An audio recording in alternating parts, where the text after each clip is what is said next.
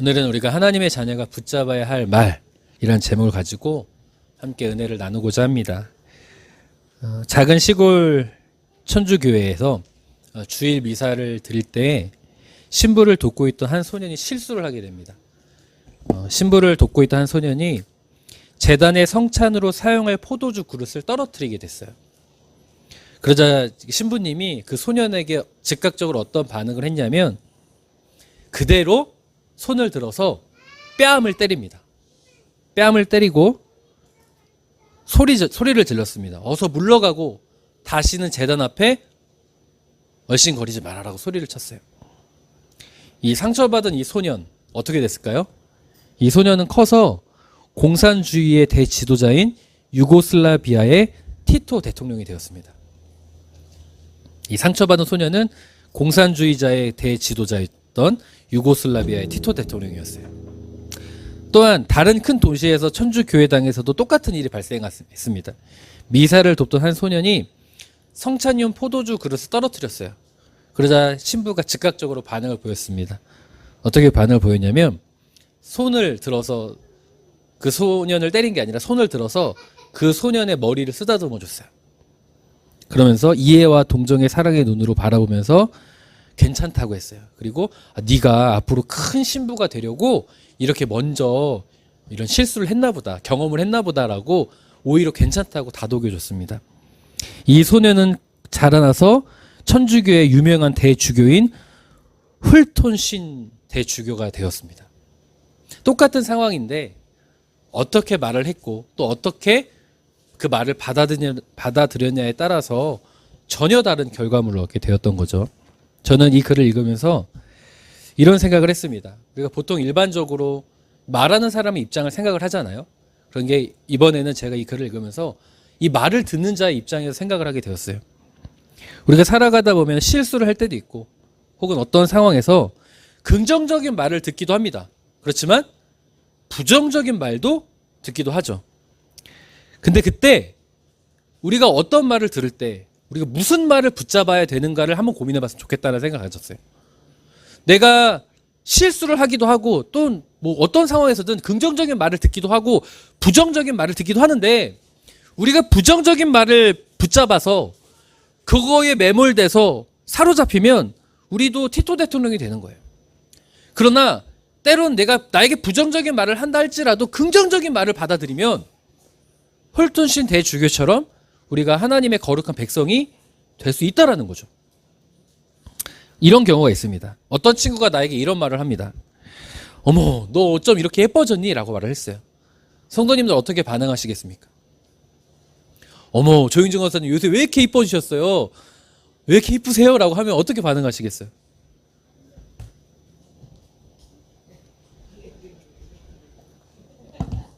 제가 이런 경우가 있어요. 어떤 그 성도님이 어떤 그 교회 가서 집회를 할 때 목사님 설교가 너무 좋아요. 너무 은혜로워요. 너무 좋았습니다. 우리 성도님은 아무도 아멘 안 하는군요. 이렇게 설교 너무 좋다고 막 저를 칭찬해 줬어요. 그러면 제가 그때 뭐라고 할까요? 아니에요. 아닙니다. 제가 설교 잘 못해요. 이렇게 반응을 했어요. 그랬더니 그 목사님이 저한테 뭐라고 하냐면 이렇게 반응하는 거예요. 칭찬을 받으라는 거예요. 괜찮다는 거예요. 네, 그러라는 거예요. 그러면 더 훌륭한 설교가가 된다라는 거예요. 제가 충격을 받았어요. 우리나라 정서는요, 뭔가 이렇게 말을 해주면 아니에요라고 하는 게 뭐라 해야 될까? 겸손의 표현이고 좀 괜찮은 사람의 표본과 같이 느껴지잖아요. 거기다 대고 그럼요라고 하면 이 사람 건방지다라고 생각하는 그런 유교적인 문화가 깔려 있는 거죠. 그런데요, 성도님들, 조영진 권사님한테 제가 예뻐요라고 했을 때 권사님이 바로 반응을 못한 이유가 그런 문화권을 우리가 배경을 갖고 있기 때문이에요. 그런데 그럴 때 긍정적으로 목사님 감사합니다 이렇게 받아들이면 그 사람은 더 예뻐진다는 거예요. 그런데 간혹 이런 경우가 있어요. 목사님이 나를 뭘 시키려고 꿍꿍이가 있나? 지금 나에게 뭔가 수작질을 하려고 이러는 거 아닐까? 이게 부정적으로 받아들이면요 어떻게 될까요? 권사님은 제가 무슨 말을 할 때마다 이렇게 째려보고 의심의 눈초리를 갖게 된다라는 거죠. 이렇듯 우리가 어떤 말을 들을 때 어떻게 받아들이냐가 우리의 삶에 큰 영향을 끼치게 된다라는 겁니다. 오늘 본문에서도요. 디모데전서 4장 4절 6절을 읽었죠. 하나님의 자녀들, 믿음의 자녀들이 어떤 말을 들을 때 어떤 말을 붙잡아야 되는가에 대해서 아주 간략하게, 아주 심플하게 소개하고 있다라는 거예요. 특별히 오늘 본문의 말씀에서는 사도 바울이 자신이 사랑하는 제자, 아들처럼 여겼던 디모데, 에베소 교회의 목회자로 세운 그 디모데에게 하는 권면의 말씀입니다. 이 디모데가 어떤 말을 붙잡았는지를 소개하고 있어요. 저는 오늘 그 디모데를 통하여 은혜를 받기 원하고 최근에 낙심되고 좌절하게 되는 상황을 만난다 할지라도 오늘 우리가 디모데가 되기로 결단하는 그 은혜의 시간이 될 수 있었으면 좋겠습니다. 당시 에베소 교회의 목회자였던 디모데는요, 굉장히 낙심에 빠집니다. 이 디모데전서 4장의 배경은 에베소 교회의 담임 목사님이었던 디모데가 큰 낙심과 좌절을 빠지는 배경을 가지고 있어요. 왜냐하면요, 자, 말씀 보겠습니다. 디모데전서 4장 3절 함께 읽죠. 시작.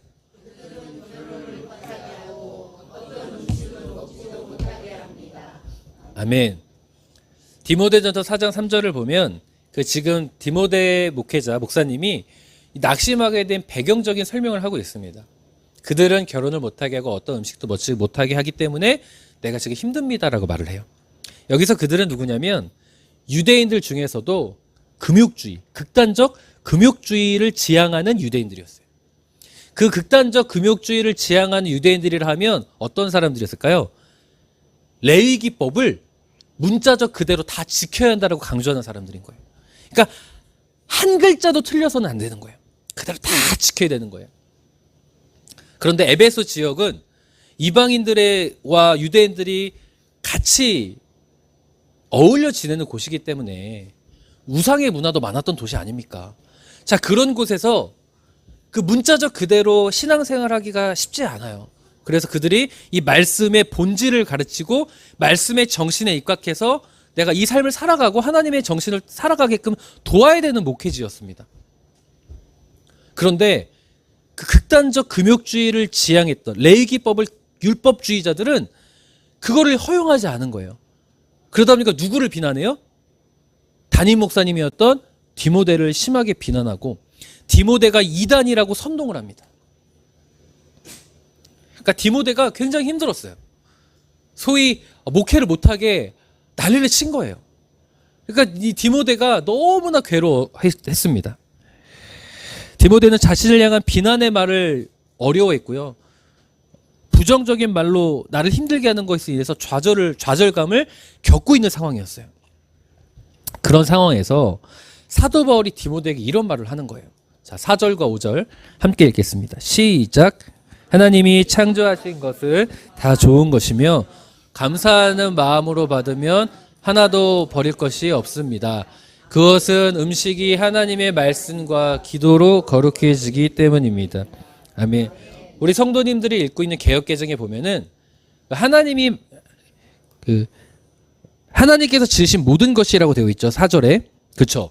근데 그게 무엇인지 잘 몰라요. 이 배경이 지식이 없으며. 그런데 이 현대인 성경을 보면 그것이 무엇인지 구체적으로 나와 있죠. 그것이 뭐예요? 음식이에요. 음식에 관련된 문제였어요. 결혼도 있지만 이 극단적 금욕주의를 지향하던 유대인들, 율법주의자들은 그 디모데를 물고 떨어지고 그 디모데를 힘들게 했던 게 뭐냐면 음식의 문제였어요. 가령 이런 거죠. 이방인들은 돼지고기를 먹습니다. 그 당시에. 근데 유대인들은 돼지고기를 먹지 않아요. 그 문제 하나만 가지고 디모데를 비난하고 헐뜯는 거예요. 그리고 디모데에게 너는 이단이라고 선동하고 넘어뜨리려고 막 괴롭히는 겁니다.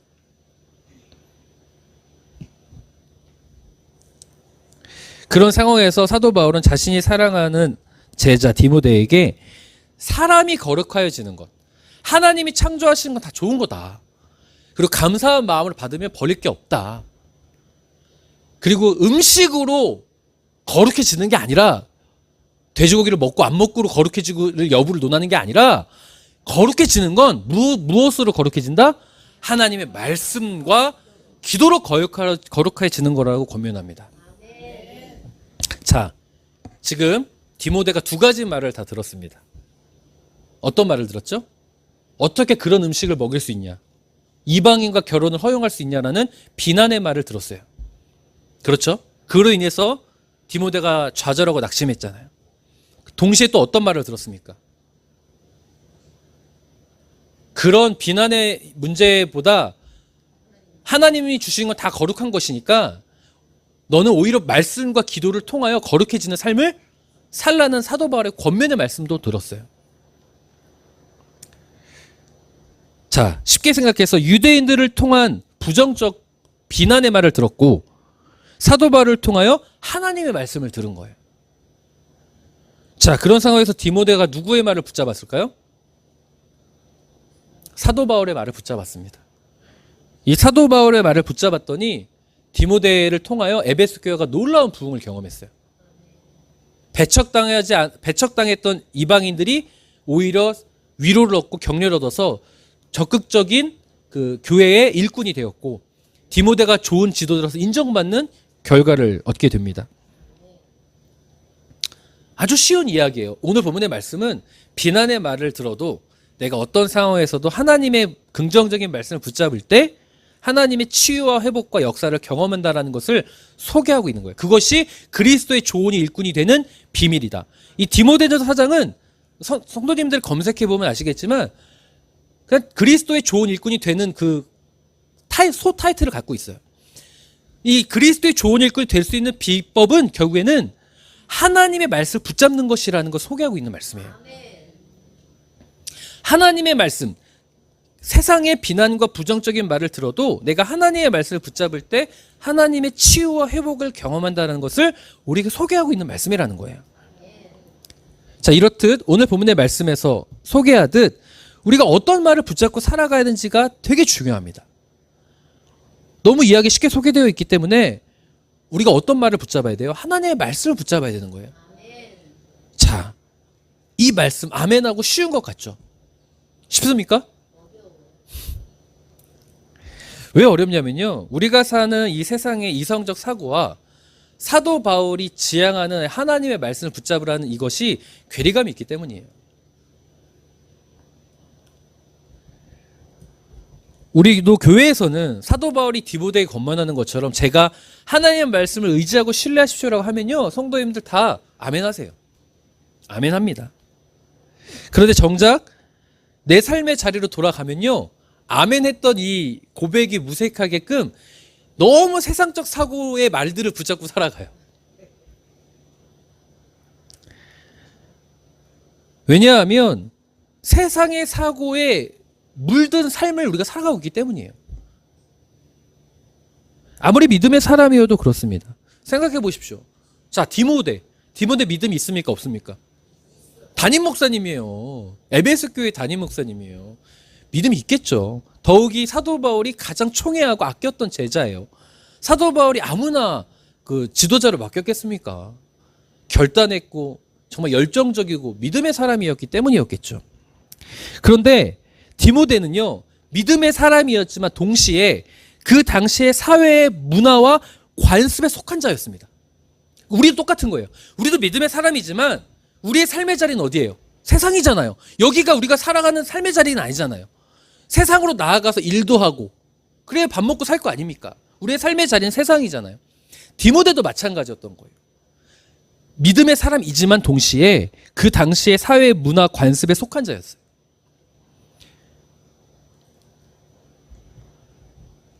그 당시 사람들이요, 레위기법에 얼마나 민감했는지 아십니까? 유대인들이. 특히 음식에 관련돼서 굉장히 깐깐했고 그걸로 인해서 정죄하고 비난하는 것이 너무나 당연한 문화권이었어요. 잘 들으세요, 성도님들. 음식에 관련된 그 레위기법을 가지고 이 사람을 비난하고 정죄하는 것이 당연한 사회였어요. 당연한 사회. 자, 디모데도 그런 문화 속에서 살고 있어요, 현재. 그러다 보니까 그 문화권 안에서 디모데가 비난의 말을 들을 때 좌절한 거예요. 생각해 보십시오. 디모데가 그 말이 틀렸다고 했으면, 그들이 나를 비난하는 것이 틀렸다고 생각했으면 그들이 나를 비난하든지 말든지 신경 안 써요. 근데 그들의 말이 옳다고 생각하기 때문에 좌절한 거예요.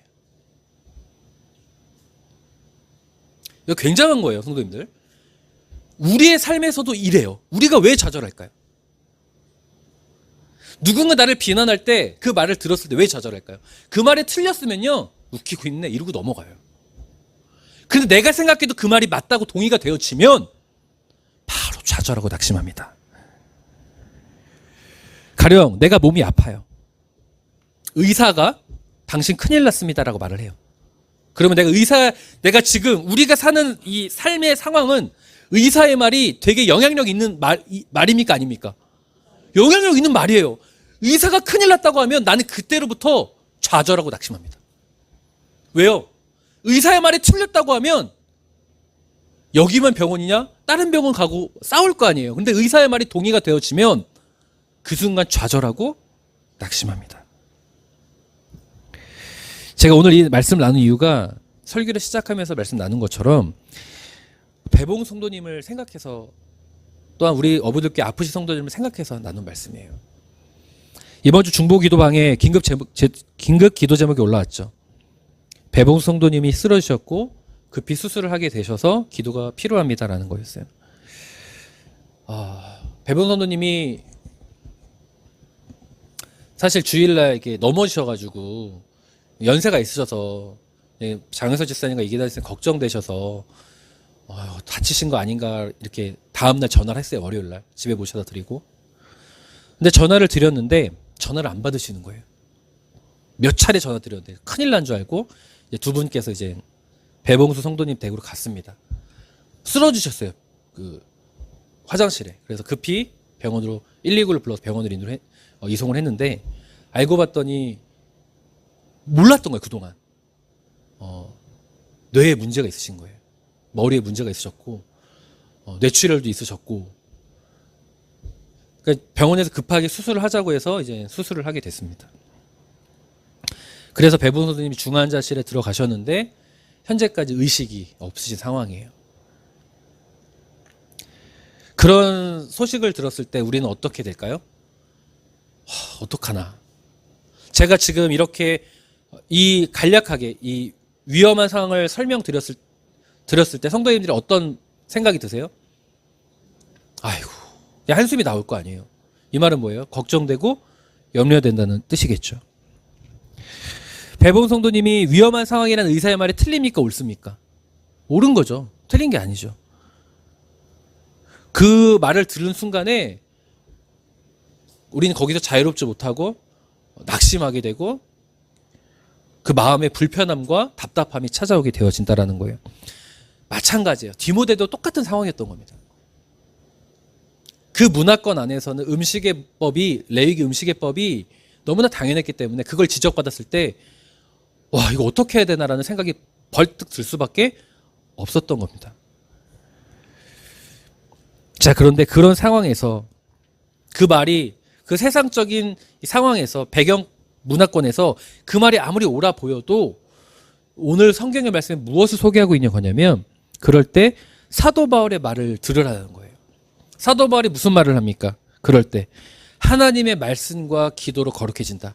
이 말을 쉽게 설명하자면 우리가 붙잡아야 될 말은 하나님의 말씀이고 하나님을 의지하는 것이다 라는 것을 우리에게 소개하고 있는 거예요.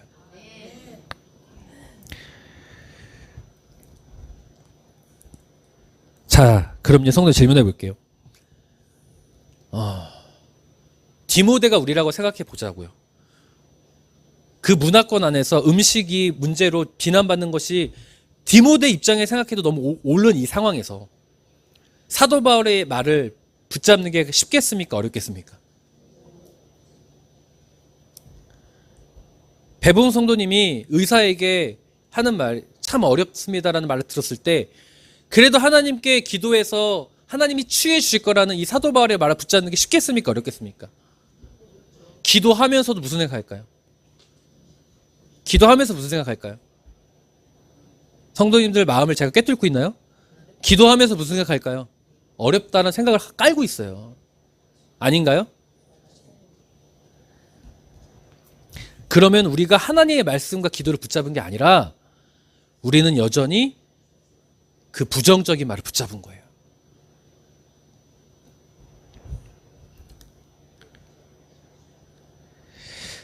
사실 그 당시 통용되는 관점에서 보면 디모데전서 4장 4절에서 5절에 이 사도 바울의 말은 옳은 말입니까? 틀린 말입니까?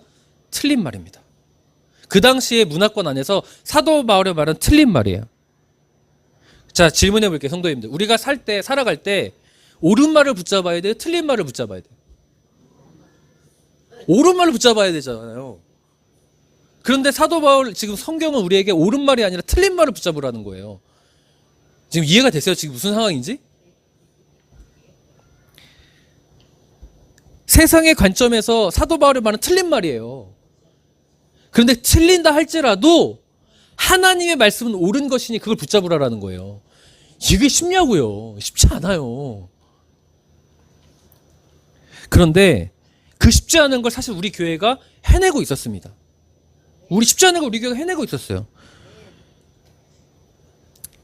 사실 제가 우리 교회 성도님들에게 감사하고 감동받은 게 우리 교회 아프신 분들 많잖아요. 특별히 큰 건강에 어려움을 만났을 때 우리 이기나 집사님을 예를 들었어도 의사가 너무 부정적인 말을 했잖아요. 위험하다. 사망 확률이 이렇게 높다. 뭐 90% 이상이다라고 말을 했을 때 우리가 얼마나 덜컥했습니까? 그럼에도 불구하고 제가 우리 성도님들에게 저는 그 말을 붙잡기보다 하나님께서 이기나 집사님을 살려주실 걸 믿는다라고 선포했잖아요. 그리고 기도하자고 했을 때 성도님들이 저와 같이 그걸 따라해 주셨어요. 물론 솔직히 저한테 고백하신 분이 있어요. 목사님이 그렇게 말해도 될까라는 의심이 들었습니다라고 하신 분들이 몇 분 계셨지만 그럼에도 불구하고 제가 그렇게 선포하고 기도하자고 할 때 우리 성도님들이 함께 모여서 기도하고 이 자리에 못 오신다 할지라도 각자의 자리에서 같이 기도해 준 거 제가 잘 알고 있어요. 그랬을 때 우리가 어떤 경험을 했습니까? 디모데전서 4장 4절에서 6절에 나온 것처럼 틀린 말, 제가 한 말 틀린 말이죠. 의사가 사망률이 98%라고 했는데 저는 오히려 살아날 것이 90%라고 했는데 제 말이 틀렸잖아요. 이 문화권에서 의사의 말이 맞아요? 제 말이 맞아요? 제가 의술의 경험이 있습니까? 상식이 지식이 있습니까? 없잖아요. 그럼에도 불구하고 제 말이 아니라 성경 말씀을 제가 전했잖아요. 하나님 말씀을 성도님들 붙잡았을 때 우리가 무엇을 경험했어요? 기적, 치유와 은혜와 회복을 경험하지 않았습니까? 그 어려운 걸 성도님들이 이미 해내셨어요.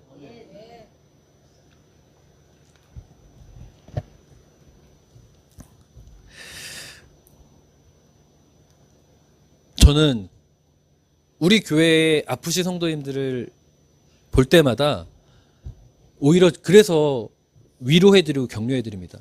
우리가 하나님께 맡길 때 하나님이 분명히 우리에게 피할 길을 주신다. 하나님이 우리에게 치유와 은혜와 회복을 주실 줄 난 믿는다라고 우리 성도들에게 선포합니다. 목요일날 이기나 집사님께서 전화를 주셨어요. 배봉수 성도님을 위해서 기도해 주실 수 있냐고. 당연히 기도해 드릴 수 있다고. 근데 되게 재미난 말씀을 하셨는데 저에게 기도를 부탁하신 이유가 이기나 집사님께서 아프실 때 회복하시지 않았습니까?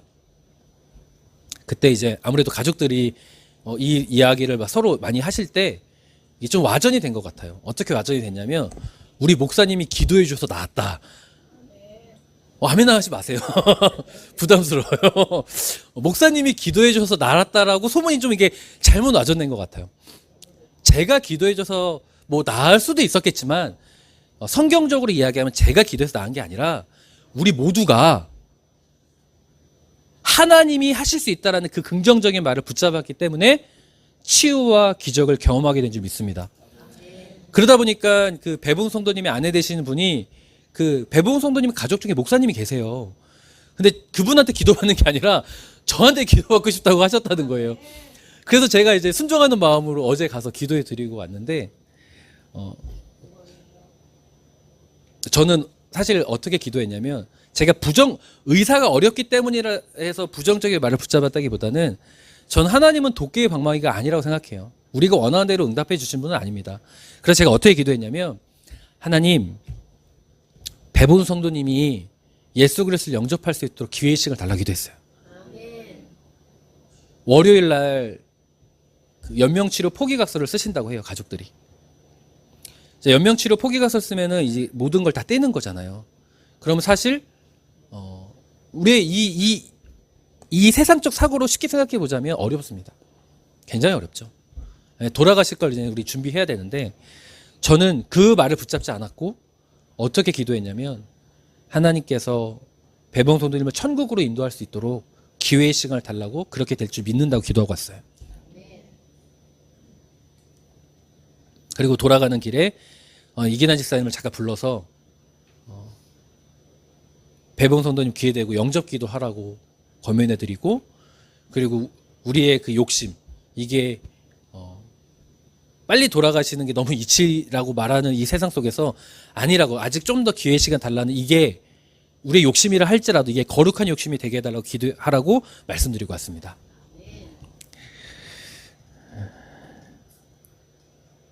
사랑하는 성도님들, 하나님의 놀라운 은혜와 치유와 회복은요, 세상이 안 된다고 말해도, 세상이 틀렸다고 말해도 하나님은 하실 수 있다고 말하는 성경 말씀 붙잡을 때 역사한다는 것을 꼭 믿으셨으면 좋겠습니다.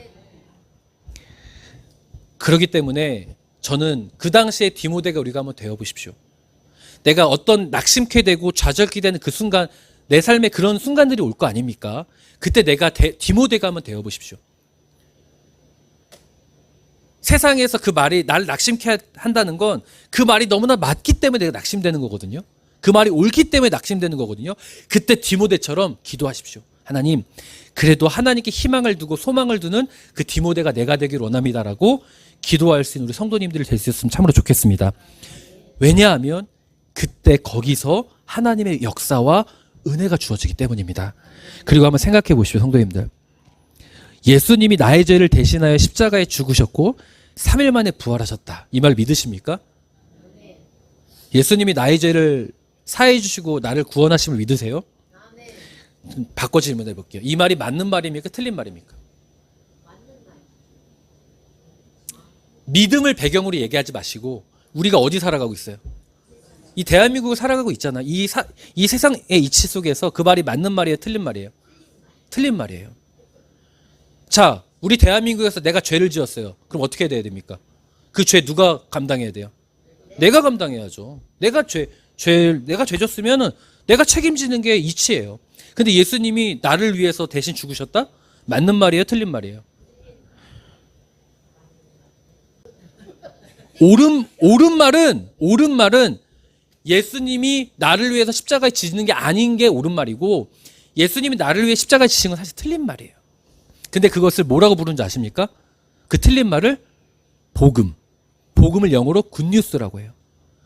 틀린 말을 붙잡았더니 그것이 나에게 좋은 소식이 돼요. 왜 어떤 좋은 소식이죠? 나를 살려줍니다. 나에게 생명을 줍니다. 나를 구원해 줍니다.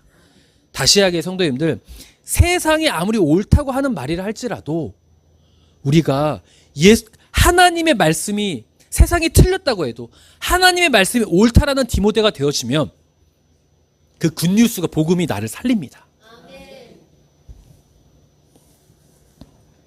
제가 몇 주 전에 나눈 말씀 중에 이 말씀이 있어요.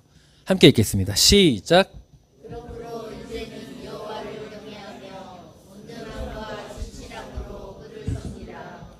여호와만 섬기라. 아멘. 여호수아 24장, 여호수아의 마지막 고별 설교이자 유언입니다. 질문해 볼게요. 마지막 이 여호수아 24장을 여호수아가 어디서 했습니까?